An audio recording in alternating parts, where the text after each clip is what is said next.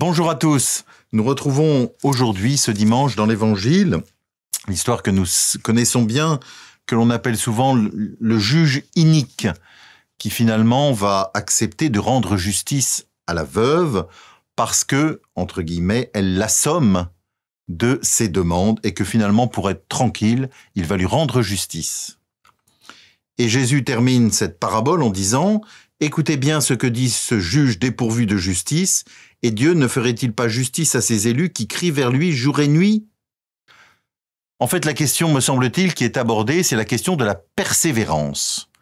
La persévérance dans ma relation avec Dieu. Vous voyez, ma relation avec Dieu, ma prière est une relation, doit être aussi marquée dans le temps. C'est-à-dire, comme toute relation, elle est marquée par la persévérance, c'est-à-dire par la durée.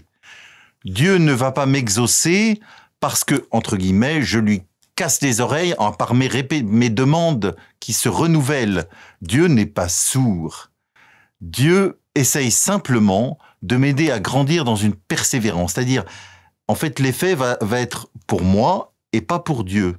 Dieu ne va pas répondre parce que je vais multiplier les demandes.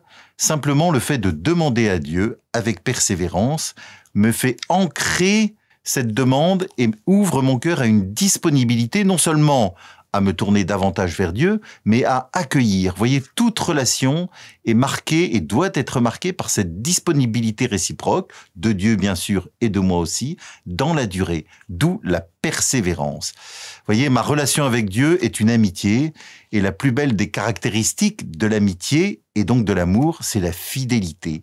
Et cette persévérance dans la prière est un signe de fidélité dans ma relation avec Dieu. Alors voilà, Dieu n'est pas sourd à mes prières, mais le fait de répéter mes prières et de me tourner davantage vers lui ancre en moi ce désir d'une relation approfondie avec lui et ce désir d'une fidélité toujours renouvelée. Voilà, que nous soyons persévérants dans notre relation les uns aux autres et avec Dieu bien sûr. Bon dimanche.